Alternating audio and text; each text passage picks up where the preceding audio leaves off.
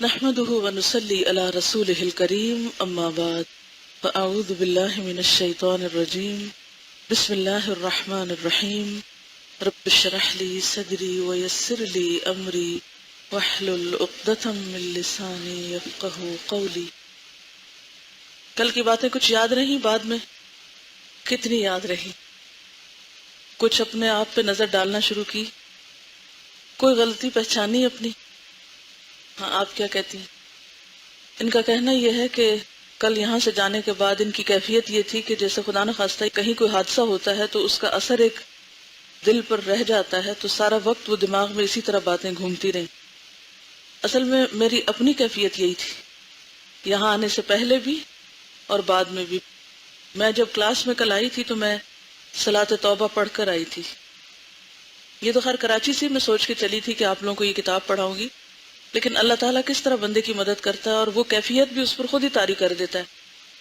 اگر میں اس کیفیت کے بغیر آپ کو پڑھاؤں تو کتاب تو آپ خود بھی پڑھ سکتے ہیں، لیکن جب انسان دوسروں کا بھلا کرنا چاہتا ہے تو اللہ تعالیٰ خود اس کا بھلا کرتا ہے۔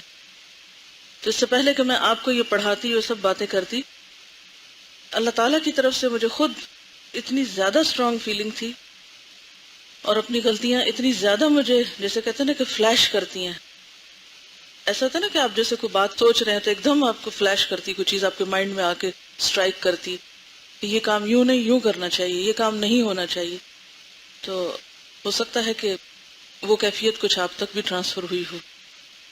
اور کوئی کچھ کہنا چاہے گا؟ جی، آپ کیا فرماتے؟ جی ہاں، بنیادی طور پر نماز ہے ہی اس لیے کہ ہم اپنی غلطیوں کی صفائی کرنے جائیں، لیکن عموماً ہم نماز بس ایک ریچول کے طور پر پڑھ لیتے ہیں اور اس سے وہ فائدہ نہیں اٹھاتے جو اٹھانا چاہیے۔ آپ میں سے کوئی کچھ کہے گا؟ جی آپ فرمائیے۔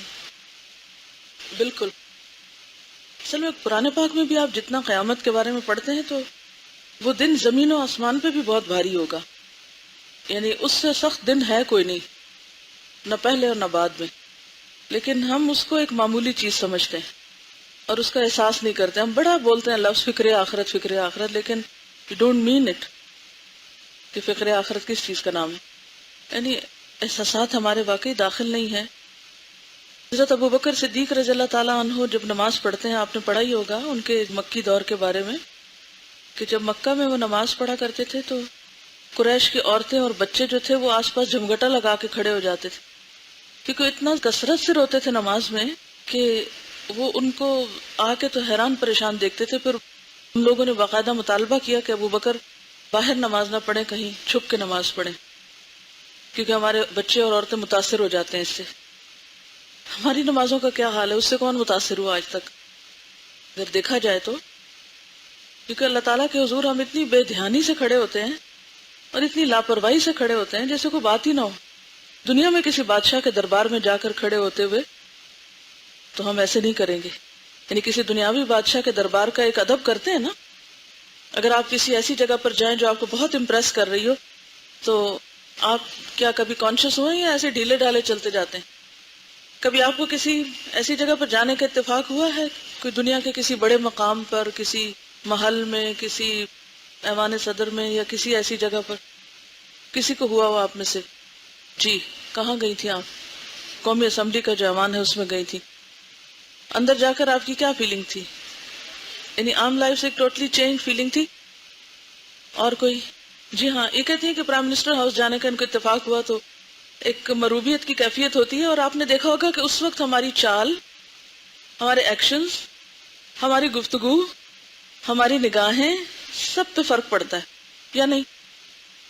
یعنی وہاں پر جو سارے وردی میں لوگ کھڑے ہوتے ہیں یا پروٹوکولز ہوتے ہیں وہاں جو بھی، تو ان کی وجہ سے بھی ہمیں محسوس ہوتا ہے کہ لوگ ہمیں دیکھ رہے ہیں، واچ کر رہے ہیں، کیا پتا کہیں کو کیمرہ ہی لگا ہوا ہو یا کچھ، تو ہم ہر جگہ پر بہت محتاط ہو کر کھڑے ہوتے ہیں۔ لیکن جب ہم اللہ پاک کے حضور کھڑے ہوتے ہیں، نہ ہمیں فرشتوں کے دیکھنے کا کوئی احساس ہوتا ہے، نہ خود اللہ تعالیٰ کے دیکھنے کا کبھی احساس ہوتا ہے، نہ ہماری نگاہ پہ فرق پڑتا ہے، نہ ہماری کیفیت پہ فرق پڑتا ہے، نہ ہمارے انداز پہ، بس پڑھ لیتے ہیں، نماز پڑھ لی تو ٹھیک ہے۔ ہر وقت انسان کی ایک بہت اچھی کیفیت نہیں بھی ہو سکتی، کبھی انسان تھکا ہوا ہوتا ہے، کبھی انسان بیمار ہوتا ہے، وہ تو ایکسیپشنل صورتیں ہیں ہی، لیکن اگر خشوع کی کیفیت ایکسیپشنل بن جائے کبھی ونس اے ایئر ہو جائے تو بڑی بات سمجھے ہم، تو یہ کوئی پسندیدہ بات تو نہیں ہوگی نا.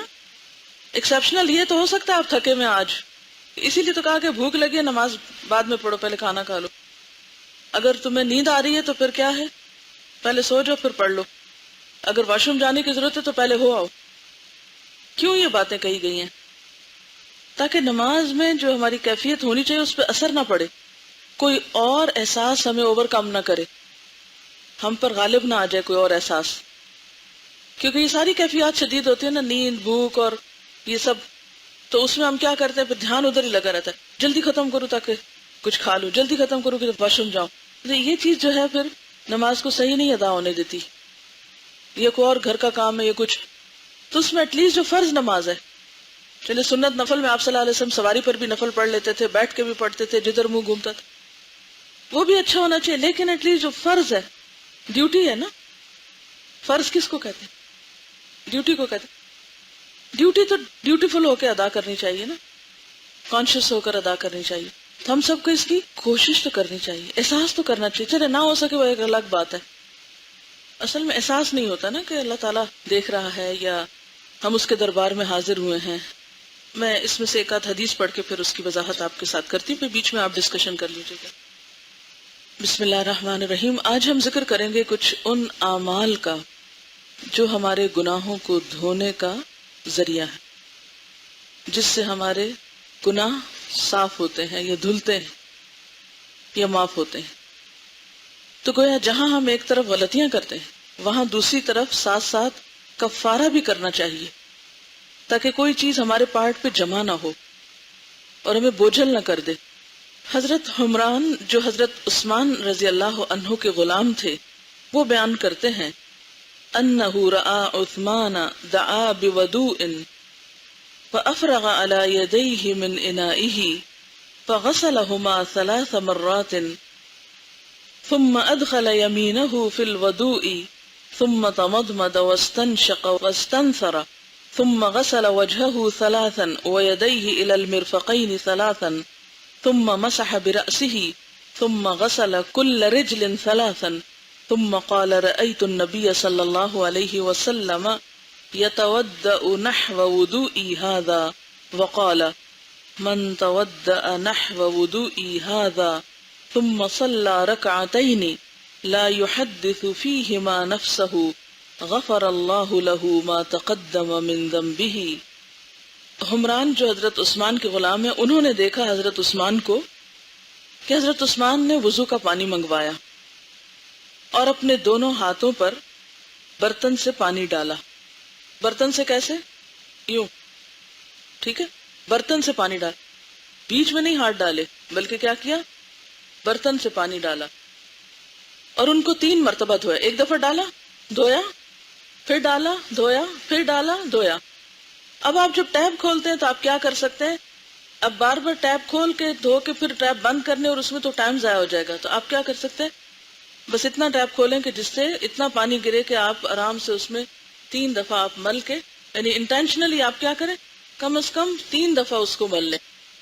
پانی آپ کا کھلا ہوا، کیونکہ ان کا پانی خود نہیں گرتا تھا نا، اس لیے انہوں نے ایک دفعہ ڈالا، دھویا، پھر ڈالا، دھویا، پھر، یعنی ایک دفعہ مل کر جو کچھ اس پہ آیا اسے بہا دیا، پھر مل کے پھر بہا دیا، پھر بہا دیا. تو آپ کا تو اوپر سے پانی بہ رہا ہے، لہٰذا آپ اس کو ساتھ ساتھ ملتے جائیں اور ساتھ ساتھ، یعنی دونوں ہاتھوں کو آپ کم از کم 3 مرتبہ مل لیں.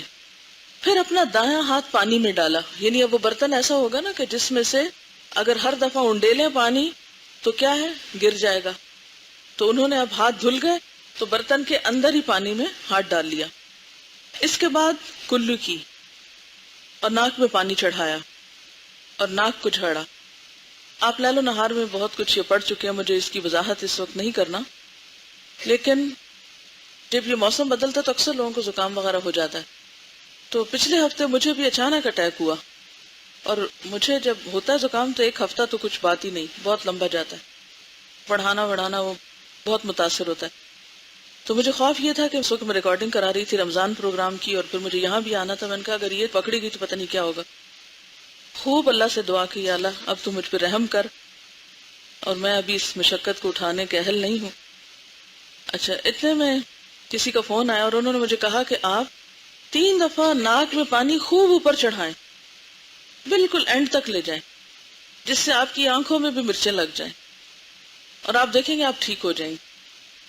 اچھا، میں نے اس کا تجربہ کیا، مجھے اتنی ہمت نہیں پڑی کہ بہت اونچا لے جاؤں، لیکن عام دنوں کے مقابلے میں اس کو اونچا لے گئی، تو یقین مانے مجھ ذاتی طور پر سیکنڈ ڈے میں الحمدللہ دوا بھی لی، اور اس کے ساتھ وہ جو میں نے تجربہ کیا اس سے بالکل ٹھیک ہو گئی۔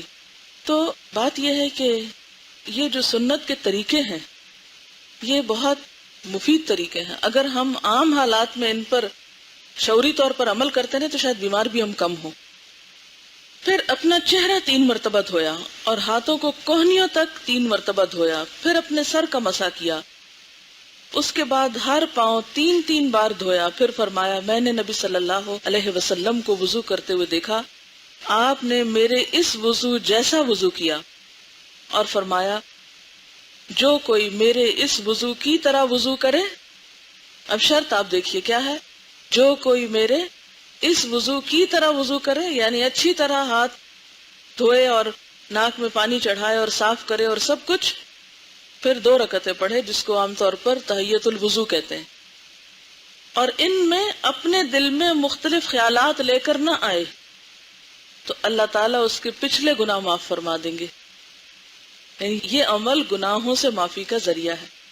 اچھا، میں جب کل یہ نفل پڑھ رہی تھی تو شروع کیا، ایک بات یاد آئی، اس کو جھٹکا، رکوع تک دوسری یاد ہے، اس کو جھٹکا، سجدے تک ایک اور یاد آئی، 4 موضوعات پہ مجھے باتیں یاد آئیں ان 2 رکعتوں میں، اور چاروں کو شدت سے جھٹکنا پڑا کہ پھر معافی کیسے ہو سکتی ہے اگر وہی کام کروں جو نہیں کرنا چاہیے۔ بظاہر دیکھنے میں یہ 2 رکعتیں، لیکن یہ 2 رکعتیں ایسی نہیں ہیں کہ آپ جٹ پٹ بس ایسے ہی وضو کریں جیسے تیسے آیا، کونیاں خشک ہیں، ٹخنے خشک ہیں، اور بس ایسے ہی پانی ڈال لیا منہ پہ اور پھر نماز میں بھی خیالات اور باتیں کر کے تو کہا نماز پڑھ لی۔ نہیں، ان شرائط کے ساتھ ہر چیز کا ایک طریقہ ہوتا ہے، ایک سلیقہ ہوتا ہے، کنڈیشنز ہوتی ہیں، اگر ان شرائط کو پورا نہ کیا جائے تو بعض اوقات کام پوری طرح افیکٹو نہیں ہوتا، یعنی وہ عمل جو ہے آپ کا مؤثر نہیں ہوتا۔ تو مؤثر عمل کے لیے ضروری ہے کہ آپ اہتمام کریں اور اس کا لحاظ رکھیں اور اس کا دھیان کریں۔ پھر آپ دیکھیں گے کہ جب آپ واقعی اس طریقے پر وضو کے بعد نماز سے باہر نکلیں گے تو آپ دیکھیں گے کہ آپ واقعی ہلکے محسوس کریں۔ بعض نمازیں ایسی ہوتی ہیں کہ پڑھ کے آپ اور بوجھل ہوتے ہیں، یعنی آپ پڑھتے ہیں نا تو اس کے بعد آپ کے دل میں ایک بے چینی ہوتی، کیا پڑھا ہے میں نے، پڑھنے کا حق نہیں ادا کیا۔ تو اگر آپ صرف ایک دن محاسبہ کریں نماز میں کہ کتنی باتیں سوچی ہیں، یہ کانشیسلی میں کر رہی تھی کہ کچھ نہیں سوچنا، ایک بات یاد آ گئی اس کو ہٹایا، پھر ایک یاد آ گئی، تو میں نے کہا کہ 2 رکعتوں میں 4 باتیں تو میں نے یاد کی ہیں۔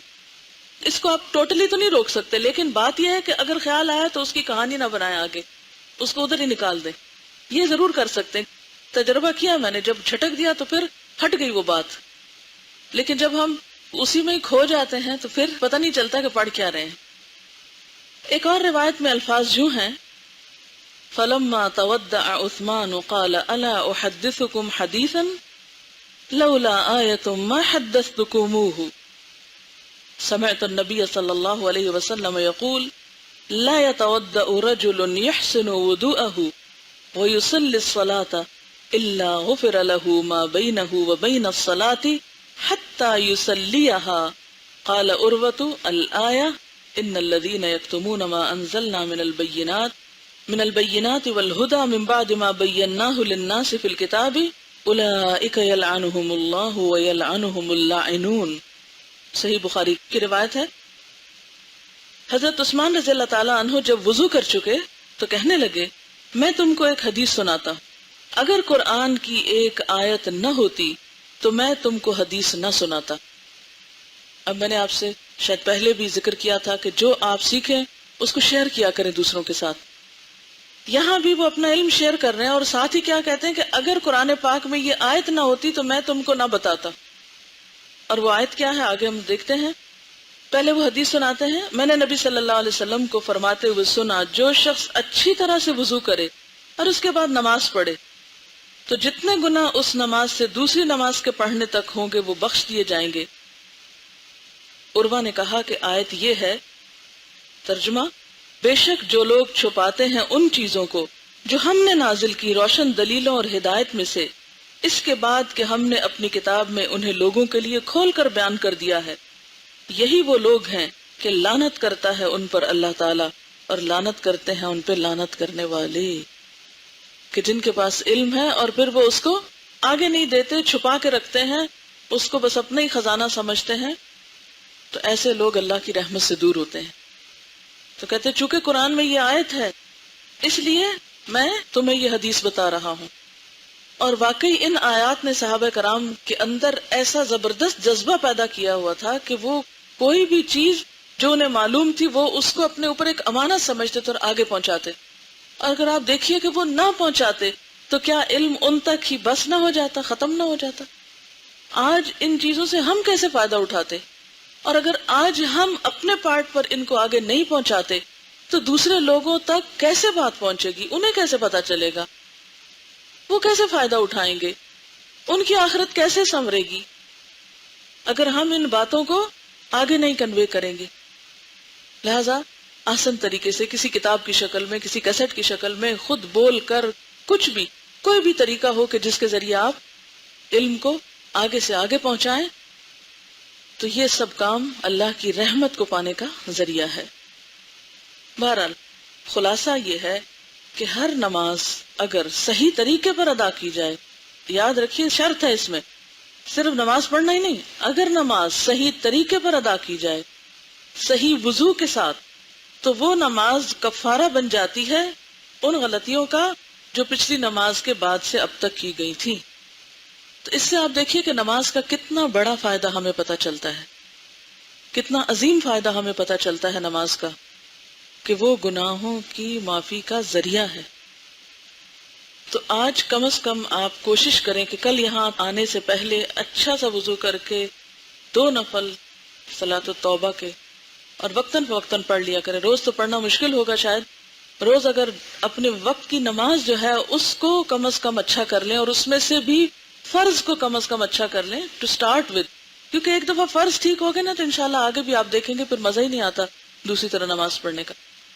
تو اس پہ انشاءاللہ العزیز وہ جو دلوں کے بوجھ ہیں وہ ہٹیں گے، اور کچھ بیلنس ہو جائے گا معاملہ، کہ جو غلطیاں کر رہے ہیں اس کا ساتھ ساتھ کچھ صفائی ستھرائی ہو جائے۔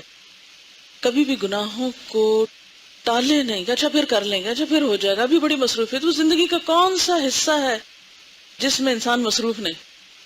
ہر حصے کی الگ مصروفیات ہیں، تو پھر اس کے ساتھ ساتھ ہی ہم کو عبادات کرنی ہے، ٹھیک ہے؟ اور خصوصاً یعنی عام دنوں میں تو اگر آپ اپنے فرائض وغیرہ اچھے سے ادا کرتے ہیں، لیکن جب کبھی کوئی خاص غلطی ہو جائے جس سے آپ پریشان ہو اٹھیں، تو پھر اس وقت حل کیا ہے؟ اچھا سا وضو کر کے اچھی سی 2 رکعت نماز، ٹھیک ہے؟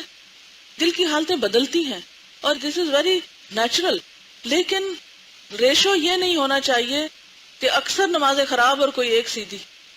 ہونا یہ چاہیے کہ اکثر نمازیں اچھی اور کوئی ایک آدھ اگر کم درجے کی بھی ہو گئی تو چلے، کوئی بات نہیں، لیکن ہمارا حال یہ نہیں ہونا چاہیے کہ زیادہ نمازیں تو بس ادھر ادھر کی اور کوئی ایک آدھ کبھی اچھی ہو گئی۔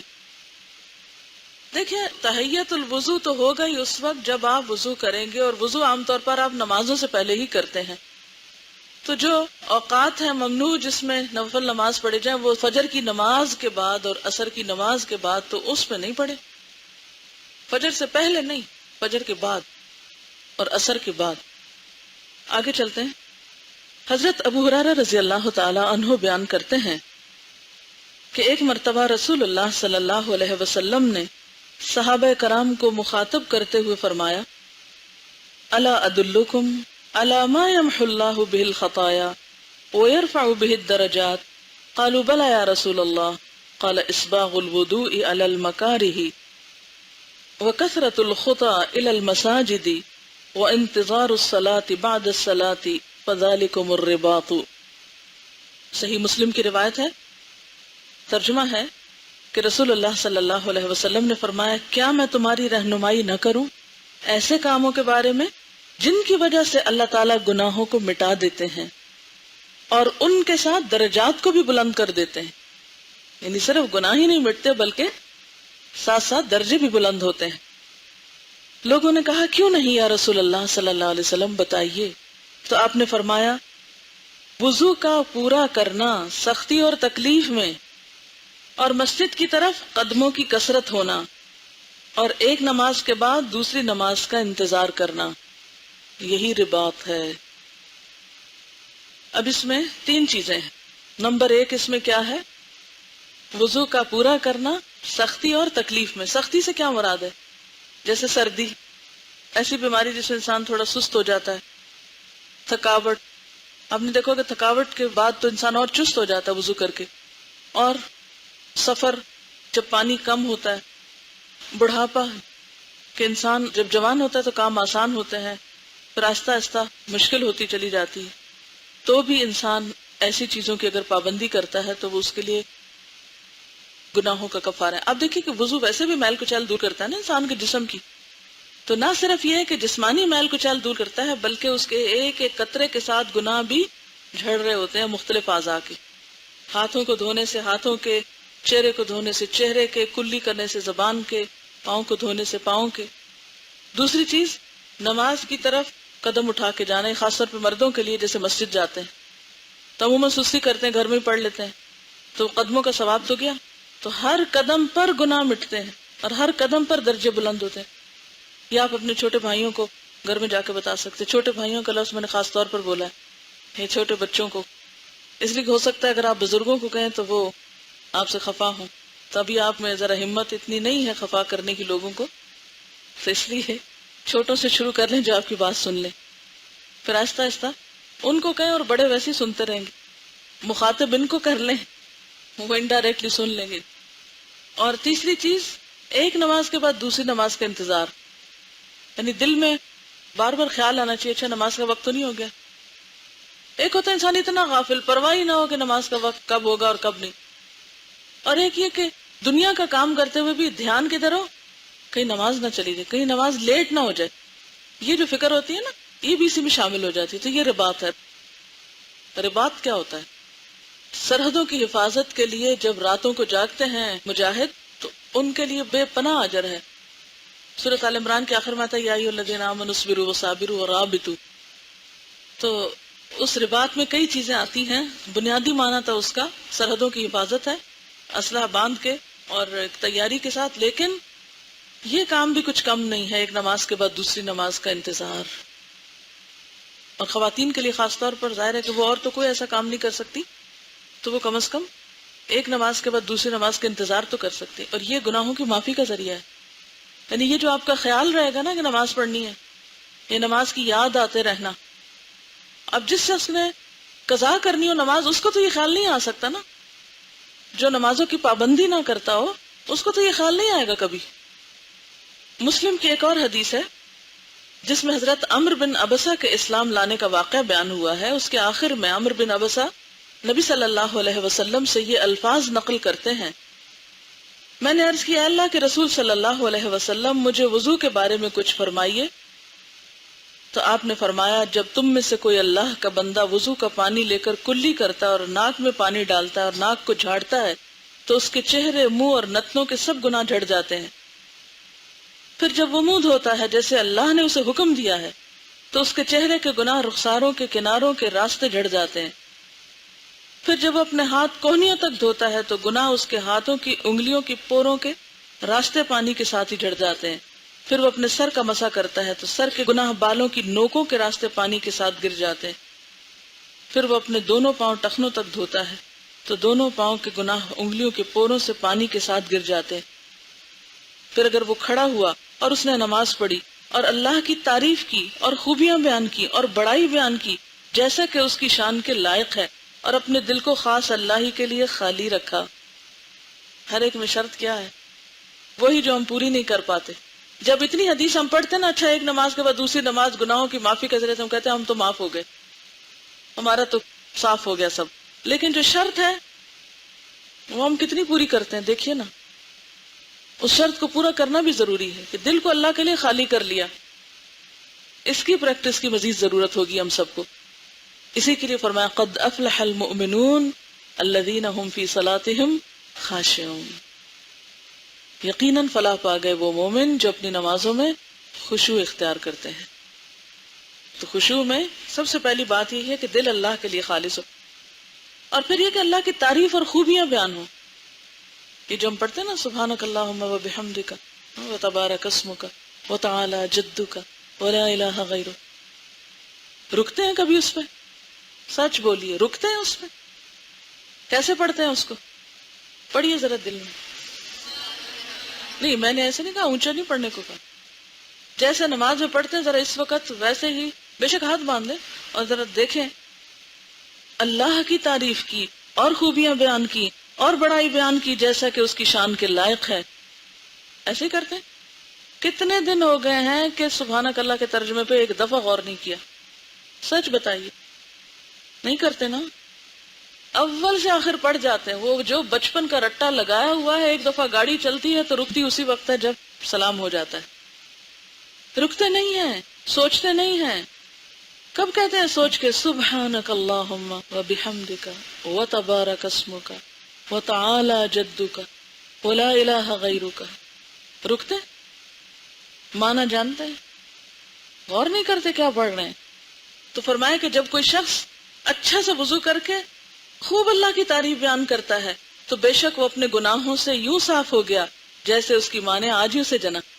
لیکن ایسی نماز پڑھ کے تو دکھائے نا. جب یہ حدیث عمرو بن ابسہ نے ابو امامہ سے بیان کی جو کہ صحابی رسول تھے، تو ابو امامہ نے کہا اے عمرو بن ابسہ، دیکھو تم کیا کہتے ہو، کہیں ایک جگہ میں آدمی کو اتنا ثواب مل سکتا ہے؟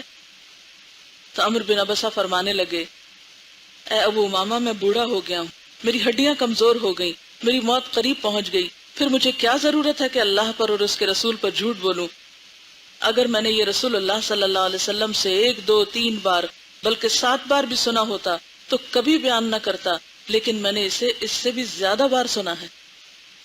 اس سے ایک اور بات پتہ چلتی ہے، اور وہ کیا کہ یہ باتیں نبی صلی اللہ علیہ وسلم اپنے صحابہ کو بار بار بتاتے تھے. تو ہو سکتا ہے یہ حدیثیں آپ نے پہلے بھی سن رکھی ہوں، پڑھ رکھی ہوں، لیکن ہم سب کو عمل کے لیے اپنے علم کو تازہ کرنے کی ضرورت ہوتی ہے. تو آج کا عمل کیا ہے؟ اچھا سا وضو، اچھی سی نماز. اور اچھی نماز سے مراد دل خالی کر کے اللہ کے لیے خوب اللہ کی تعریف.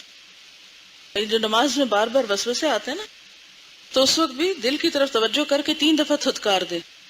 اعوذ باللہ بھی پڑھ سکتے ہیں اور تھتکار دے. تھتکارنے کا مطلب کیا ہے؟ تھوکے پھینکنا نہیں، بلکہ منہ سے جیسے تھو تھو تھو کرتے ہیں. کسی نے کہا ہم اکثر نماز میں روتے ہیں. جب سے میں یہاں آئی ہوں تو بہت چینج ہو گئی ہوں. جب میں سورۃ فاتحہ پڑھتی ہوں تو خاص طور پر ایک رونے کی کیفیت ہوتی ہے دعا میں، اور دعا میں بھی. لیکن لوگ، حتیٰ کہ میرے والدین بھی کہتے ہیں کہ اپنی کسی غرض سے رو رہی ہے، یہ اپنی کوئی دعا مانگ رہی ہے وغیرہ. اس لیے اب میں تنہائی میں یا کمرے کا دروازہ بند کر کے پڑھتی ہوں اور باقی دنیا سے ہٹ جاتی. خواتین کی نماز جتنی زیادہ اندر ہو اتنی اچھی ہے. میں نماز کو اونچی آواز میں پڑھتی ہوں، لوگ مجھے اس پہ ڈانٹتے ہیں کہ اس طرح نماز پڑھنے کی ضرورت نہیں، دل میں پڑھنی چاہیے. لیکن نماز کو اونچی آواز میں نہ پڑھوں تو میں اس کو خشوع و خضوع کے ساتھ نہیں پڑھ سکتی. تو میں کیا کروں؟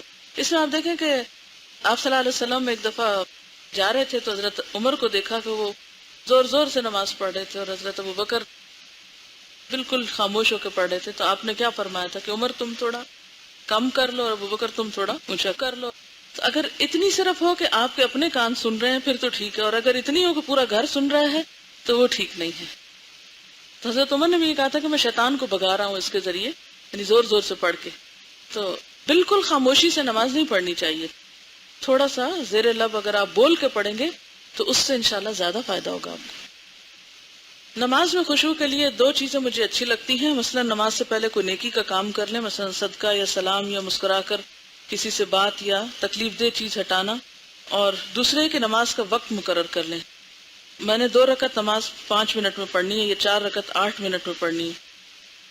کیونکہ نمازوں میں خشوع آنے کی ایک وجہ وقت کی قلت کا احساس رہتا ہے کہ ٹائم ختم ہو گیا یا میں نے ابھی فلاں اور فلاں کام کرنا، لہذا جلدی جلدی نماز پڑھوں. جی ہاں، یہ مناسب ہے کہ مثلاً آپ کو اگر معلوم ہے کہ آپ 10 منٹ نماز کے لیے دے سکتے ہیں آرام سے، تو اس میں پھر آپ پریشان نہیں ہوں گے. نماز کے دوران بھی آپ کو یہ ہوگا کہ اتنا ٹائم ہے میرے پاس، یعنی اپنے آپ کو ایک سپیس دے کے پھر نماز شروع کریں.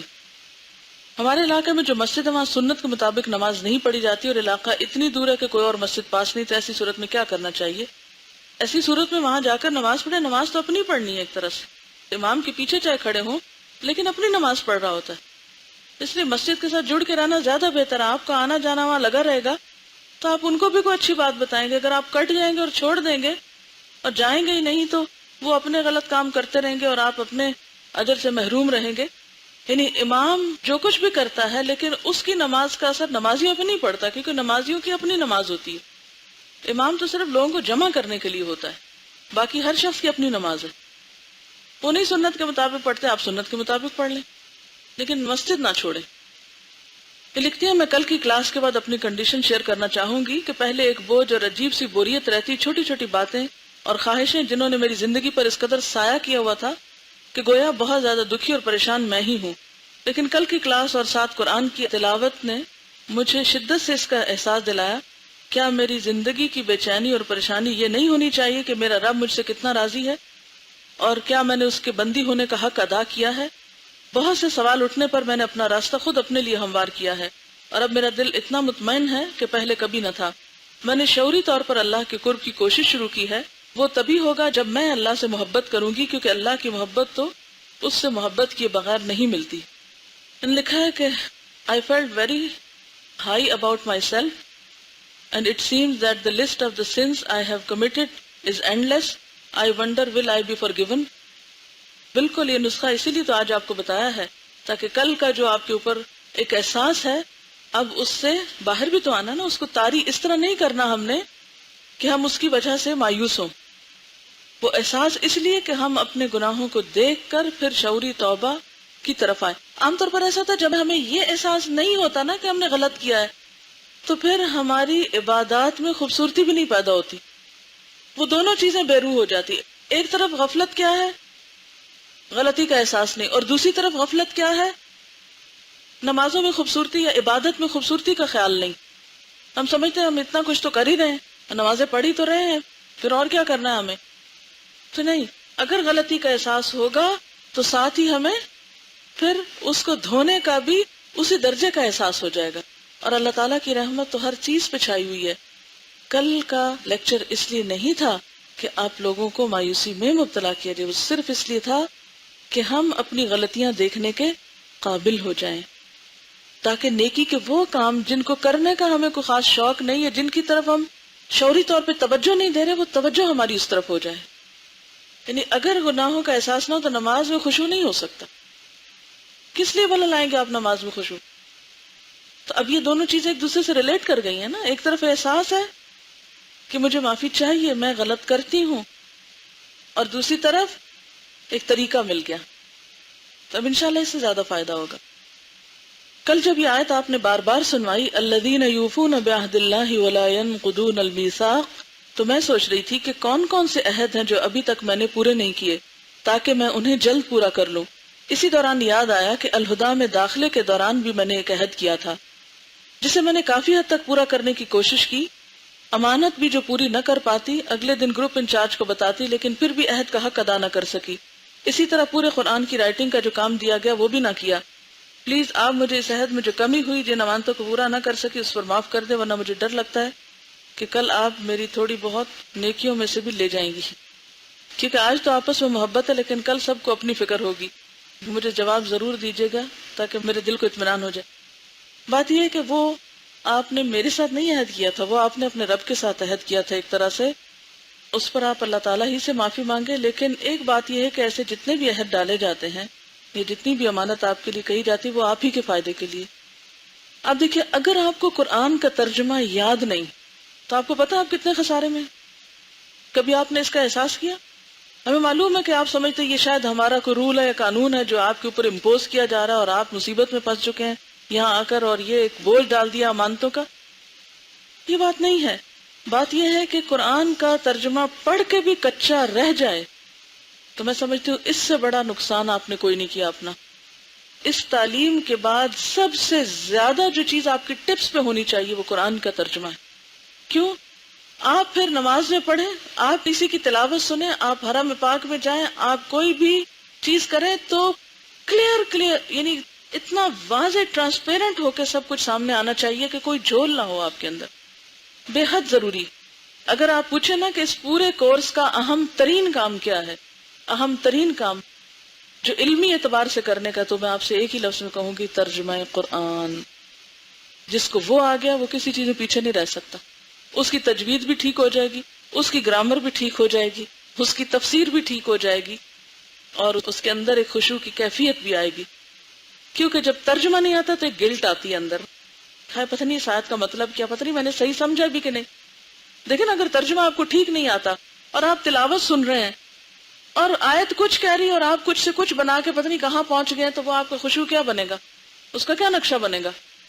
تو اس لیے میں تو آپ کو نہ دیکھتی اور نہ کچھ کہوں گی، لیکن یہ آپ ہی کے فائدے میں آپ کو یہ ذمہ داری دی گئی تھی اور دی گئی ہے کہ آپ اس کو اچھی طرح سے پورا کریں. یہ زندگی میں سال پھر نہیں آئے گا.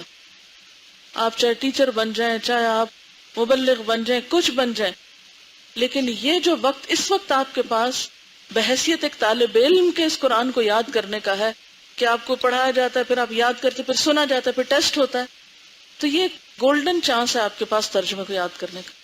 10 پاروں کے بعد پہلے اورل ٹیسٹ ہوتا تھا، گروپ میں ایک دن لے لیں، 5 پاروں کے بعد اورل ٹیسٹ سادے قرآن پاک سے. اور تفسیر ہو رہی ہو نا اور دیکھیں کوئی لڑکی تھک گئی ہے، تفسیر بند کرائی اور کہا آپ ذرا کھڑی ہو کے ساتھ کا ترجمہ کریں. کہیں سے بھی پیچھے سے اٹھوا کے نہیں بلوایا اور سب کے سامنے کروائیں. دیکھیے پھر یہ کیسی سیدھی ہوتی ہیں. انسانوں کے ڈر سے سیدھا کر لیں گی کہ ہے میری بےزتی ہو جائے گی، میں دوسروں کے سامنے ترجمہ غلط کروں گی. اس لیے آپ دیکھیے کہ اگر آپ کو ترجمہ صحیح آتا ہوگا نا، کوئی شخص کہیں مس کوٹ کرے گا آیت، آپ اس کو پکڑ لیں گے آپ کیا کہہ رہے ہیں. پچھلے ہفتے لاہور میں ایک بچی سے ملاقات ہوئی، بیچاری تھوڑی سی ذہنی مریض بھی تھی، لیکن مجھ سے کہنے لگی کہ میں نے جب سے 17واں پارہ پڑھا ہے تو میرے دل کی حالت بدل گئی. میں نے کہا کیا حالت ہے؟ تو وہ جو بیچاری بتا رہی تھی اللہ تعالیٰ اس پر رحم کرے اور اس کو عافیت دے اور ایمان کی سلامتی رہے. تو کہنے لگی کہ یہ جو آتا ہے نا اللہ یستفی من الملائکۃ رسلا ومن الناس، کہ اللہ چن لیتا ہے فرشتوں میں سے رسول اور انسانوں میں سے. تو کہتی ہیں یہاں لفظ الناس استعمال ہوا ہے نا، تو اس میں عورتیں بھی آتی ہیں نا، اور مجھے ایسے لگتا ہے کہ مجھے بھی اللہ نے چن لیا ہے. تو میں نے کہا وہ تو ٹھیک ہے چن لیا، لیکن رسولن سے اس کا کیا تعلق ہے؟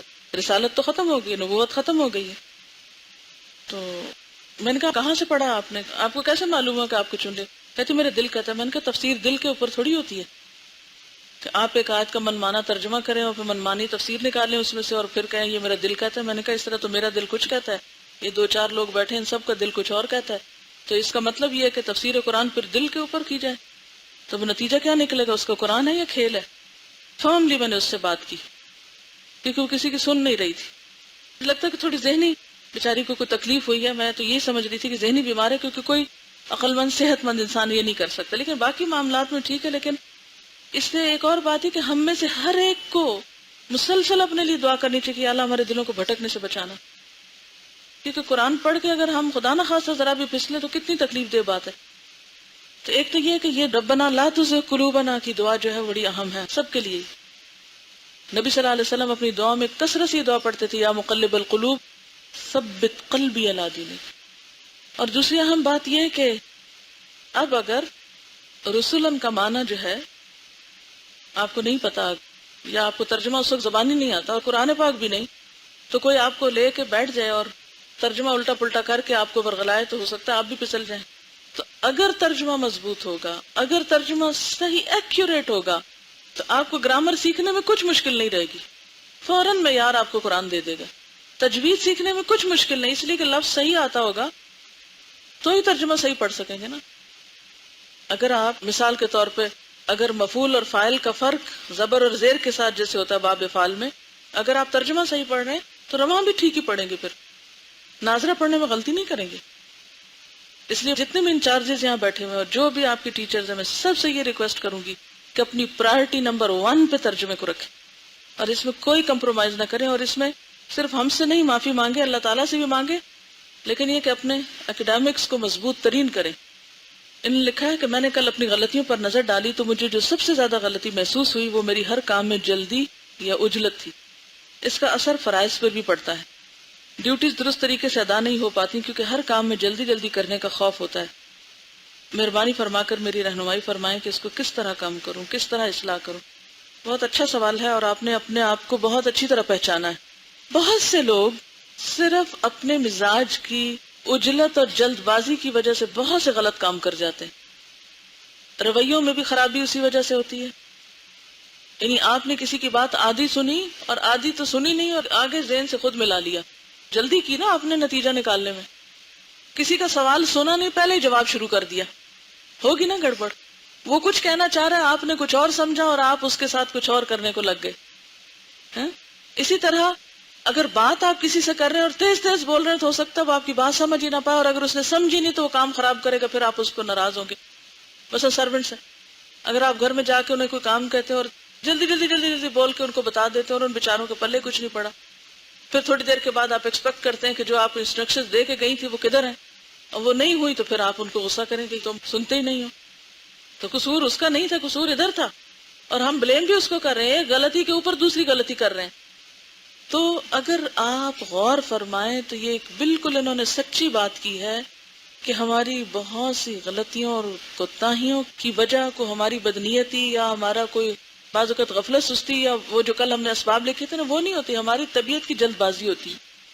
آپ نے تو ایسا لگتا ہے کہ نفس پہ ہاتھ رکھ دیا جس نے بھی لکھا ہے. کیونکہ اگر آپ نماز جلدی جلدی پڑھیں گے تو کیا ہوگا؟ دل کو سکون آئے گا ہی نہیں.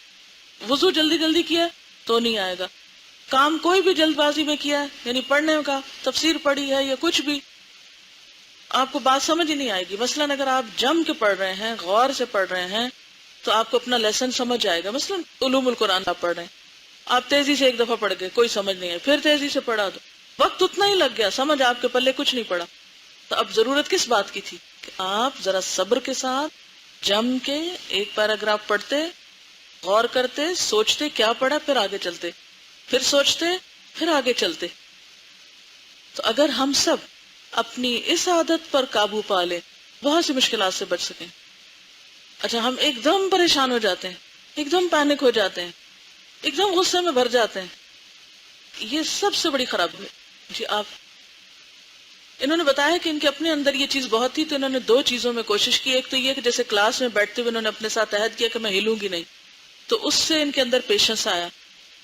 اسی طرح نماز کے اندر انہوں نے جب خشوع لانے کی کوشش کی تو اس سے بھی ایک پیشنس اور سکون ڈیولپ ہوا. آپ دیکھیں کہ کوئی صدمہ، کوئی بری خبر، کوئی ناپسندیدہ چیز، کوئی برا رویہ، اگر آپ اس کو سن کے تھوڑی دیر ٹھہر جائیں اور پھر اس کے بعد رسپونڈ کریں تو آپ دیکھیں گے وہ زیادہ بہتر ہوگا. اور جتنے جلدی میں کام کریں گے وہ سب، کیونکہ شیطان کو داخل ہونے کا موقع ہی وہاں سے ملتا ہے. جلد بازی بہت سی خطاؤں کا مجموعہ ہے یا سبب ہے. کسی کی کوئی بات سنی، فوراً کنکلوژن کر کے دوسری وقت بول دیا، ہاں ہاں یہ تو فلاں اسی وجہ سے کر رہا ہوگا، ہاں ہاں بالکل ٹھیک ہے، کچھ سوچا ہی نہیں. تو اپنے آپ کو پاز نہ دینا، روکنا نہیں، ٹھہرنا نہیں.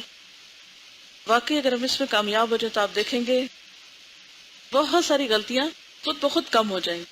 مشکل یہ ہے کہ خلق الانسان من عجل، یہ اتنا ہماری فطرت میں پڑا ہوا ہے کہ اس کمزوری پر خود سے قابو پانا واقعی ہمت کے کاموں میں سے ہے. تجوید کی کلاس میں جس طرح آپ کو طریقہ سکھایا گیا تھا کہ نگاہیں قرآن پر اور کان آواز پر، اور پھر ساتھ ساتھ پینسل بھی رکھنی اور زیر لب اپنے دل میں اس کو ساتھ ساتھ، جیسے دل میں ایک میزان قائم کرتے ہیں نا، نہیں بول کے تو نہیں پڑھنا مگر دل میں پڑھنا، تو اس سے بھی آپ دیکھیں گے کہ بہت ٹھہراؤ آتا ہے. ایک وفد آپ صلی اللہ علیہ وسلم کے پاس آیا اور اس میں کچھ لوگ تھے، تو انہوں نے کیا کیا، جو ہی سواریوں سے اترے جلدی دوڑ کے آپ صلی اللہ علیہ وسلم کے پاس پہنچ گئے. تو ان کے قبیلے کا جو سردار تھا اشج، وہ اترا اور اس نے کپڑے بدلے اور تیار ہو کر آپ کے پاس پہنچا. تو آپ صلی اللہ علیہ وسلم نے فرمایا کہ اے اشج، تم میں دو خصلتیں ایسی ہیں جنہیں اللہ محبوب رکھتا ہے، ایک حلم اور دوسرے آہستگی سے سوچ سمجھ کر کام کرنا. ایک ہے حلم، حلم کس کو کہتے ہیں؟ بردباری، اور دوسرے آہستگی سے سوچ سمجھ کے کام کرنا. یہ دو خصلتیں ان کو اللہ کی نگاہ میں بہت محبوب بنائے ہوئے تھی. اللہ تعالیٰ ایسے بندے کو دیکھ کے خوش ہوتا ہے. اور اگر یہ کیفیت بھی ہمارے اندر ہو نا کہ اگر ہم آہستہ یعنی اس کے ٹھہراؤ سے کام کریں گے تو ہم اللہ کے محبوب بنیں گے، تو خیر یہ زبردست انسینٹیو ہے. اگر آپ کو تھوڑا سا بھی اس بات کی پرواہ ہے کہ آپ اللہ کی نگاہ میں کیسے ہیں، تو کبھی اس کی نگاہیں بھی اپنے اوپر محسوس کیا کریں اور فیل کیا کریں کہ آپ اس کی نگاہ میں ہیں، تو انشاءاللہ اس سے بھی آپ کی کیفیت دور ہوگی. اور یہ جو ہے نا حلم، حلم کہتے ہیں بردباری کو برداشت کر جانا. کیسے برداشت کرنا؟ کسی نے کوئی سخت بات کہہ دی آپ کو، تو آپ نے جواب میں کیا کیا؟ برداشت کر گئے، اچھا کوئی بات نہیں، یعنی اس نے مارا کچھ آپ کو اور آپ لے گئے اپنے اوپر. اور آہستگی سے کام کرنا کیا، سارا قافلہ اترتے ہی بھاگ کھڑا ہوا آپ کے پاس آ گئے دوڑتے دوڑتے، اور انہوں نے اپنی اونٹنی کو بٹھایا، اپنا سامان ایک جگہ رکھا اور آرام سے چل کے آپ صلی اللہ علیہ وسلم کے پاس آئے. تو آپ نے فرمایا کہ تمہارے اندر دو صفات ایسی ہیں جو اللہ تعالیٰ کو بہت پسند ہے. اور وہ سردار بھی تھے، قوم پہلے بھاگ نکلی. اب یہ حلم تھا نا ان کا کہ انہوں نے ان کو کچھ کہا نہیں، ورنہ تو وہ مائنڈ کر جاتے اور ان کو ناراض ہوتے کہ یہ تم کیسے لوگ ہو، مجھے چھوڑ کے خود بھاگ نکلے ہو اور پہلے ہی پہنچ گئے. یہ بھی تو کر سکتے تھے، لیکن انہوں نے اس بات کو بھی برداشت کیا اور دوسرے اپنے طریقے کے مطابق آرام سے پہنچے. اشعث نے عرض کیا، یا رسول اللہ صلی اللہ علیہ وسلم، کیا یہ صفات مجھ میں خلقی ہیں، یعنی گاڈ گفٹڈ ہیں یا اب پیدا ہوئی ہیں؟ آپ نے فرمایا نہیں، بلکہ خلقی ہیں، گاڈ گفٹڈ ہیں. یہ تو اللہ کا انعام ہے نا، جس کو مل جائے، اور جس کو نہیں ملے وہ نہ پریشان ہو، وہ کوشش کر کے لائے تو انشاءاللہ اس کا اجر زیادہ ہے نا. ایک اور حدیث میں بھی آتا ہے، التؤدۃ فی کل شیء الا فی عمل الاخرہ. التؤدۃ فی کل شیء الا فی عمل الاخرہ، معنی اس کا کیا ہوتا ہے؟ ہر چیز میں ٹھہراؤ اور آہستگی سوائے آخرت کے عمل کے، اس میں فاستبقوا الخیرات ففروا الی اللہ، لیکن باقی چیزوں میں ٹھہراؤ. اچھا، عام طور پر ٹھہراؤ کہاں کہاں نہیں ہوتا. مثلا آپ کسی کے گھر کھانے پر گئے، شادی پر گئے، وہ کہتے ہیں آئیے تشریف لائیے. کیسے تشریف لے جاتے ہیں آپ؟ شادی کے موقع پر کھانے کی میز کی طرف کیسے تشریف لے جایا جاتے؟ اچھا، آپ انتظار میں کھڑے ہیں، بس آ گئی ہے، کیسے جائیں گے؟ چھٹی ہو گئی، گھر جانا ہے، بریک میں کیسے جائیں گے؟ سٹال پہ کیسے جائیں گے؟ پہلے جائیے پہلے پائیے، چاہے لوگوں کی بغلوں میں سے گھس کے نکلنا پڑے. اس کے لیے کیسے کوشش کریں؟ ہم سب کو کوشش کرنا. میں تو اس میں اپنے آپ کو دیکھ رہی ہوں، یعنی اس آئینے میں خود کو دیکھ رہی ہوں، اور واقعی میں اپنے بارے میں سمجھتی ہوں کہ جہاں میں غلطی کرتی ہوں اس کے پیچھے جلد بازی ہوتی. آپ کو پتا ہے کہ مونٹیسوری کے بچوں کو جب وہ صبر سکھاتے ہیں تو کیا کرتے ہیں؟ جو بچے بہت ہائپر ہوتے ہیں نا، اسپنج کو پانی میں ڈبو کے تو ان کے ہاتھ پہ رکھ دیتے ہیں کہ جب تک آخری قطرہ بھی گر نہ جائے تو ہلنا نہیں ہے. بعض بچے کیا کرتے ہیں؟ اس کو فوراً نچوڑ دیتے ہیں، تو نچوڑ نہیں سکتے، اس کو ہاتھ پہ رکھ کے کھڑے رہو کھڑے رہو کھڑے رہو جب تک گر نہ جائے. تو وہ اتنی دفعہ اس کی پریکٹس کرواتے ہیں کہ پھر ان کو کھڑے ہونا آ جاتا ہے. تو اسی طرح ہمیں بھی کچھ ایسی ایکسرسائز سوچنی چاہیے کہ جس سے ہمارے بولنے میں، ہمارے چلنے میں، ہر چیز میں ایک خوبصورتی آئے، یعنی ٹھہراؤ آئے، سستی نہیں، ٹھہراؤ. ٹھیک. یہ کہتی ہے کہ کل میں نے کچھ لوگوں کو لیکچر کے فوراً بات کہہ کے لگاتے دیکھا جو مجھے اچھا نہیں لگا. واقعی کوئی کہہ کے لگانے والی تو بات اس میں تھی بھی نہیں کل کے لیکچر میں. اور یاد رکھیے کہ جب بھی قرآن پاک آپ پڑھتے ہیں اور اس میں آخرت کا ذکر ہوتا ہے تو اس کے پڑھنے کا ادب کیا ہے؟ نبی صلی اللہ علیہ وسلم کیا کیا کرتے تھے؟ کوئی بتائے گا؟ قرآن پڑھنے کے آداب آپ کو سنوائے گئے ہوں گے، پڑھے ہوں گے آپ نے. آپ کیا کرتے تھے جب آخرت کی آیتیں پڑھتے تھے؟ آپ جہنم سے پناہ مانگتے تھے. اور ایک اور جگہ پر آتا ہے کہ ایسے موقع پر رونے کے لیے کہا گیا، اگر رونا نہ آئے تو یعنی کہ رونے کی کوشش کرنی چاہیے. تو کہکے کی تو کوئی بات ہی نہیں، یعنی تو بالکل نادانی والی بات ہے، ناسمجھی والی بات ہے کہ ایسے مواقع پر کوئی شخص ہنسے تو آپ یہی کہیں گے کہ دیوانہ ہے، کیونکہ ہنسنے کا ایک موقع ہوتا ہے نا. آپ سب قرآن پاک پڑھتے ہیں، تفسیر پڑھتے ہیں، جس دن تفسیر میں ایسی آیات ہوں تو کلاس کے بعد بھی کچھ دیر اپنے اوپر اس کیفیت کو جذب ہونے دیا کرے، اندر جانے دیا کرے، تاکہ اندر جا کے ذرا کچھ صفائی ہو جائے ٹیڑھے پن کی. اسی وقت اتار کے نہیں پھینک دیا. گناہوں کا احساس انسان کو متحرک کرتا ہے اور نئے نئے طریقے سوچنے پہ مجبور کرتا ہے.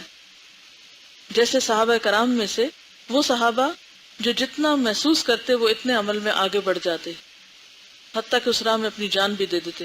جی ہاں، دیکھیں کہ گلٹ کا رہنا ناپسندیدہ ہے، اس احساس کا آنا اور اس کا اصلاح میں بدل جانا پسندیدہ ہے. اسلام ہمیں گلٹ سے ہی تو نکالنا چاہتا ہے، یعنی توبہ کیوں رکھی گئی؟ گلٹ سے نکالنا چاہتا ہے اسلام. اللہ تعالیٰ ہمیں بوجھ سے آزاد کرنا چاہتا ہے کہ یہ بوجھ لے کے مت پھرو اپنے اوپر، یہ تمہاری صحت کے لیے اچھا نہیں. ٹھیک ہے نا. اور یہ جتنا بھی احساس دلایا گیا وہ گلٹ ڈیولپ کرنے کے لیے نہیں تھا، وہ اس گلٹ سے باہر نکلنے کے لیے. انہوں نے بہت جینون مسئلہ لکھا ہے کہ یہ کہتی ہیں کہ پیریڈ سے پہلے میرا جسم ایسے ہو جاتا ہے کہ بالکل اٹھا نہیں جاتا اور نماز پڑھنے کو جی بھی نہیں چاہتا. اکثر اس طرح نماز چلی جاتی ہے. نماز جانی تو نہیں چاہیے. میں سمجھتی ہوں کہ اس وقت خاتون کے اوپر ایک کیفیت مختلف ہوتی ہے، بہت بوجھل ہوتا ہے سب کچھ، اور کچھ لوگوں کے اوپر زیادہ اس کے اثرات ہوتے ہیں. لیکن اس کے لیے آپ اپنے گھر میں اپنی بہن کو، امی کو، یا ہاسٹل میں ہے تو دوست کو یا کسی کو ہیلپ کے لیے بلا لیں، آؤ میری مدد کرو. جیسے ابھی ہم نے حدیث پڑھی نا کہ سختی میں وضو کیا، تو یہ بھی اسی میں آ جاتا ہے، تو اس کا اجر بھی اتنا ہی زیادہ ہوگا پھر. لیکن نماز جانے نہیں دینی، کیونکہ نماز کا پڑھنا گناہوں کی معافی کا ذریعہ اور نماز کا چھوڑنا کبائر میں سے ہے. چلیے، ایکچولی اس کتاب میں ہے تو ابھی بہت کچھ، لیکن میں جان بوجھ کے آگے نہیں بتا رہی. کیوں بلا؟ تاکہ آج آپ اتنا عمل کر سکیں. ورنہ میں آپ کو کتاب ختم کرا کے رکھ دیتی تو کر سکتی تھی. میں نے خود اس کتاب کو کس طرح پڑھا، روز کی ایک حدیث پڑھتی تھی، ایک چیپٹر پڑھ کے پھر کوشش کرتی اچھا یہ کر لوں، پھر اگلے دن اگلی. تو اس وجہ سے میں اس کو آگے نہیں لے کے جا رہی، کیونکہ اگر میں آپ کو 2 یا 3 کام بتاؤں گی تو اس سے آپ ایک بھی نہیں کر سکیں گے. اچھا، آپ سب اس پہ سوچیں گے کہ جلد بازی کو کیسے ختم کیا جائے. آپ کا یہ ہوم ورک ہے، صرف کل پرسوں کے لیے نہیں بلکہ مسلسل اس پہ غور کریں، یعنی اپنی زندگی کے ایجنڈے میں شامل کر لیں کہ میں اپنی جلد بازی پہ کس طرح قابو پاؤں. اچھا، اس میں یہ ہوتا ہے کہ انسان بہت پرسکون بھی رہتا ہے. بعض اوقات ایسا ہوتا ہے کہ جب لوگ بہت چیخنا چلانا شروع کر دیتے ہیں، مثلا عموماً کلاس میں مجھے ڈائریکٹ تو پڑھانے کا موقع آپ کو کم ملا ہے، لیکن میں جب قرآن پڑھاتی بھی تھی تو بعض اوقات جیسے کوئی شور کر رہا ہے یا کہیں کچھ، تو میں اس وقت یہ نہیں کہتی تھی چپ ہو جاؤ یا خاموش ہو جاؤ یا کچھ بھی، بلکہ میں اپنا سبق روک دیتی تھی. میں خود پرسکون ہو جاتی تھی اور میں دیکھنا شروع کر دیتی تھی. حتیٰ کہ بچیاں اگر بات بھی کریں تو میں خاموش ہو کے بس دیکھنا شروع کر دیتی. اس سے کیا ہوتا تھا کہ ان کو خود احساس ہو جاتا تھا. اور ایک طریقہ کیا، تو چلانا شروع کر دو، چپ کرو چپ کرو. جیسے بعض اوقات ہوتا ہے نا، کچھ اسکولوں میں میز بجاتے ہیں اور چپ کرا کے بٹھاتے ہیں تو پھر کوئی بھی چپ نہیں ہوتا. تو جب آپ چپ ہو جائیں گے تو آپ کا عمل دوسرے کو چپ کرا دے گا کہ نہیں. یہ عمل سے چپ کرانا ہے. ایک تو یہ کریں کہ جب لوگ شور کر رہے ہوں یا لوگ آپ کے اوپر غصہ کر رہے ہوں یا لوگ آرگیو کر رہے ہوں، تو اس وقت آپ کیا کریں، سلو ڈاؤن ہو جائیں، ٹھنڈے پڑ جائیں، اپنے آپ کو ٹائم دیں. جب غلطی ہو تو اس کو انالائز کریں کہ کیوں ہوئی یہ. بعض اوقات ہم خود تو اپنے اوپر قابو پاتے ہیں اور دوسرے پینک کریٹ کر دیتے ہیں. وہ جلد بازی کرتے، جلدی کرو، جلدی نکلو، جلدی، دیر ہو گئی، دیر ہو گئی. بچوں کی ایک سرٹن ایج ہوتی ہے، اس میں مختلف طرح سے انہیں ڈیل کرنا پڑتا ہے. ہر کچھ عرصے کے بعد بچوں کا مزاج بدل جاتا ہے، اس لیے ایک اچھی ماں ہونے کے لیے آپ کو خود تربیت کی ضرورت ہوتی ہے. تو بچوں کے مزاج کے ساتھ ساتھ آپ کو خود اپنا مزاج کا بھی جائزہ لینا پڑتا ہے. کچھ روز پہلے جو میرا بیٹا ابھی 10 سال کا نہیں ہوا، ہونے والا ہے، اسکول میں ٹیچر سے کہتا ہے کہ مجھے پریفیکٹ بننا ہے. تو اس نے کہا کہ آپ اپنا ہیئر کٹ ٹھیک کراؤ. خیر فوراً گیا، بال ٹھیک کرائے. پھر اس کے بعد اس نے کچھ اور شرائط بھی بتائیں کہ آپ لیٹ نہیں ہو سکتے، آپ اسکول ٹائم پر آئیں، آپ کا ہوم ورک ٹھیک ہونا چاہیے، آپ کا یہ سب شرائط اس نے پوری کر دی. اب یہ ہوا کہ صبح کے وقت تیاری میں اس نے کچھ دیر لگانی شروع کر دی. 2 دن تو میں اس کے بہت پیچھے تھی، کہ مجھے فکر یہ تھا کہ اگر اس کا بیج واپس چلا گیا تو اس کے اوپر بہت برا اثر پڑے گا، یعنی ایک اس کو شوق لگے گا. میرا فرض بنتا ہے کہ میں اس کو جلدی تیار کرواؤں. اچھا، میں اس کے پیچھے پیچھے، تیار ہو جاؤ، اتنے منٹ باقی ہیں، ناشتہ کر لو، اتنے منٹ باقی ہیں، اتنے منٹ. مجھے ایسا لگا کہ میں نے 15-20 منٹ اپنے ضائع کر دیے نا. کوئی کام نہیں سوائے اس کے کہ اچھا یہ کر لو، پھر کچھ اور تھوڑا سا دے کے یہ کر لو. میں نے دیکھا کہ وہ اور ہی ڈھیلا ہوتا چلا جا رہا ہے. میں جتنا زیادہ اس کو لے رہی ہوں وہ اتنا زیادہ ریلیکس ہو رہا ہے. تیسرے دن میں نے یہ کیا کہ ایک بس جملہ بولا. میں نے کہا کہ آج میں آپ کو ایک دفعہ بھی نہیں کہوں گی کہ آپ تیار ہوں، بھلے آپ اسکول سے لیٹ ہوں، بھلے آپ کو گھر واپس بھیجا جائے، بھلے آپ کا بیج واپس جائے، میں کچھ بھی نہیں کہوں گی. اور یہ کہہ کہ میں آ کے اپنا پڑھنے بیٹھ گئی. اور اس نے وہ سب کچھ خود ہی کرنا شروع کر دیا. میں نے اللہ کا اتنا شکر ادا کیا کہ 2 دن مجھے ایسا لگا میرا بی پی ہائی ہونے لگا ہے. یہ کر لو کر لو کر لو کر لو کر لو، اور اس کو اثر ہی کوئی نہیں، اور وہ اپنے آرام سے. اور جس دن میں نے کہا کہ ٹھیک ہے آپ جو چاہیں کریں، اور اس کے بعد اس نے ذمہ داری خود اٹھا لی. تو مجھے لگتا ہے کہ بعض اوقات ہم جب لوگوں کے بعد پیچھے بڑھ جاتے ہیں نا، یہ کر لو یہ کر لو یہ کر لو، تو وہ بھی آگے سے کہتے ہیں ہاں ٹھیک ہے ہمیں کوئی کہنے والا ہے ہم پھر کر لیں گے. اور جب ذمہ داری اپنے اوپر پڑتی ہے تو ہر انسان پھر ہوش میں آتا ہے. تو اسی طرح بعض اوقات ہم کام کر رہے ہوتے ہیں تو دوسرے ہم پہ جلدی ڈال دیتے ہیں. جب کوئی جلدی ڈال رہا ہو تو اس وقت پھر ہمیں کیا کرنا چاہیے؟ جیسے صبح نکلنے کی بات ہے نا، ایک ہی گاڑی میں سب گھر والوں کو مثلاً جانا ہے تو اسکول سب کا پھر لیٹ ہوتا ہے اگر ایک کوئی لیٹ ہو جائے. پھر ایسے موقع پہ کیا کرنا چاہیے؟ آپ اپنی رفتار سے چل رہے ہیں اور کچھ لوگ محض اپنی عادت سے مجبور ہو کر جلدی ڈالے ہوئے ہیں. مثلاً جو گاڑی ڈرائیو کر رہے ہیں، ہو سکتا ہے آپ کے فادر ہو سکتا ہے مدر ہو سکتا ہے بڑی بہن ہو سکتا ہے بھائی ہو. عام طور پہ بڑے بھائی اس طرح کے کام کرتے ہیں، یعنی جلدی کریٹ کرتے ہیں. تو آپ ٹھیک اپنے ٹائم پہ تیار ہو رہی ہیں لیکن وہ ہر تھوڑی دیر کے بعد اعلان کرے دیر ہوگی جلدی کرو. اب آپ غصہ کریں گے نا کہ یہ کیا بات ہے، میں تیار ہو رہی ہوں تم چپ کرو، کیونکہ اس وقت آپ جھنجھلا جاتے ہیں. تو اس رویے کو کیسے اچھا بنائیں گے؟ آپ اس سچویشن میں کیا کریں گے؟ اپنی کیفیت کو کیسے ٹھیک رکھیں گے؟ وہ بھی ضروری ہوتا ہے نا اپنے آپ کو بھی ٹھیک رکھنا، ورنہ بعض اوقات انسان دوسروں کی ڈالی ہوئی مصیبت پر خود بدمزہ ہو جاتا ہے اور سارا دن خراب گزرتا ہے. تو ان کیفیات سے بھی تو نکلنا ہے نا ہمیں. ہم کیوں کسی کی وجہ سے اپنے آپ کو پریشان کر کے اپنا کام خراب کریں؟ کوشش کریں گے کہ موقع ہی نہ دیں. یہ زیادہ آئیڈیل صورتحال ہے. اور دوسرا یہ ہے کہ آپ اس کو ٹھنڈا لیں، اس کو بہت سیریس نہیں لیں. ہاں ان کو کسی کام لگا دیں تاکہ وہ فارغ کھڑے ہو کے ہمیں ہی نہ دیکھتے رہیں. کسی نے لکھا میں نے ایک تجربہ کیا ہے خود کو عجلت سے بچانے کے لیے. نماز کے دوران جیسے رکوع کیا تب تک نہ اٹھیں جب تک بالکل ساکن نہ ہو جائیں. اسی طرح قیام کریں تو تب تک پڑھنا شروع نہ کریں جب تک حرکت ختم نہ ہو جائے. اس سے کنسنٹریشن بہتر ہوئی. اصل میں آپ دیکھیے کہ نماز ہمیں کیا کچھ سکھاتی ہے نا، کس طرح ہماری زندگی میں ایک تبدیلی لاتی ہے اگر واقعی ہماری نماز صحیح ہو جائے. اسی لیے اس کو دین کا ستون کہا گیا کہ باقی دین اسی کے اوپر ڈیپینڈ کرتا ہے، اس پہ بیس کرتا ہے. اگر یہ پلر صحیح ہو گیا تو جو چیزیں اس پر ڈیپینڈ کرتی ہیں وہ سب بھی صحیح ہو جائیں گی. جب ہم نماز پڑھتے ہیں تو کیا قرآن کو اس وقت بھی تجوید سے پڑھا جائے گا؟ تو یہ سیکھ کس لیے رہے ہیں؟ یہ لوگوں کو سنانے کے لیے تجوید سیکھ رہے ہیں؟ اصل میں تجوید سے پڑھنا کیا ہے؟ ٹھہر کر پڑھنا. ٹھہر ٹھہر کر پڑھیں، اور ٹھہر کر پڑھنے سے معنی زیادہ سمجھ آئے گا اور خشوع آ ہی جائے گا. ایک مزے کی حدیث سناتی جو میرے سامنے آئی ہے. حضرت نعمان بن بشیر بیان کرتے ہیں کہ حضرت ابو بکر نے رسول خدا صلی اللہ علیہ وسلم سے اندر آنے کی اجازت مانگی، گھر آنے کی. پھر انہوں نے اپنی بیٹی حضرت عائشہ کو بلند آواز سے بولتے سنا. چنانچہ جب وہ اندر داخل ہوئے تو انہوں نے حضرت عائشہ کو پکڑا تاکہ انہیں تمانچہ مارے اور فرمایا کہ میں تمہیں دیکھ رہا ہوں کہ تم رسول اللہ صلی اللہ علیہ وسلم پر آواز بلند کرتی نہیں، اونچا بول رہی ہے. اس پر رسول خدا صلی اللہ علیہ وسلم حضرت ابو بکر کو روکنے لگے تاکہ حضرت عائشہ کو ان کی مار سے بچا لیں. حضرت ابو بکر کو ان پہ بہت غصہ آیا ہوا تو غصے کی حالت میں باہر نکل گئے. جب حضرت ابو بکر باہر چلے گئے تو رسول خدا صلی اللہ علیہ وسلم نے حضرت عائشہ سے فرمایا دیکھا میں نے تمہیں کیسے اس مرد سے بچایا. پھر کچھ روز گزر گئے تو حضرت ابو بکر دوبارہ آئے اور انہوں نے پھر اندر آنے کی اجازت چاہی. اندر آ کر دیکھا تو دونوں کی صلح تھی. حضرت ابو بکر نے ان سے کہا آپ دونوں مجھے اپنی صلح میں شریک کر لیجئے جیسے آپ دونوں نے مجھے اپنی لڑائی میں شریک کیا تھا. اس پر رسول خدا صلی اللہ علیہ وسلم نے فرمایا ہم نے شریک کر لیا، ہم نے شریک کر لی. تو بات یہ ہے کہ بہرحال وہ ہیومن بینگ بھی تھے اور انسانوں کے اندر ایسی چیزیں ہوتی ہیں اور کبھی غصہ بھی آ جاتا ہے اور کبھی انسان کی آوازیں بھی بلند ہو جاتی ہیں. لیکن یہ نہیں کہ ان چیزوں کو پھر انسان لے کر بیٹھ جائے. یہ چیزیں آنی اور جانی چاہیے. یعنی یہ ہو نہیں سکتا کہ کیفیات آپ پر نہ آئے. جیسے کل بھی ذکر کیا تھا نا، یہ ممکن نہیں کہ ہم سے غلطی نہ ہو، یہ ممکن نہیں کہ ہم سے جلد بازی نہ ہو، یہ ممکن نہیں کہ ہم سے گناہ نہ ہو. لیکن غلطی کرنے کے بعد فوراً ہمارا رویہ اصلاح کی طرف ہونا چاہیے. مجھے اپنے اندر صبر کی کمی لگی، لیکن جب میں نے رسول اللہ صلی اللہ علیہ وسلم کی حدیث سنی کہ جو صبر کرنا چاہتا ہے اللہ اسے صبر دے دیتا ہے، تو میں نے نماز کے بعد صحیح طرح سے رو رو کر اللہ سے یہ دعا کی اور الحمدللہ اس کے بعد مجھے فائدہ ہوا.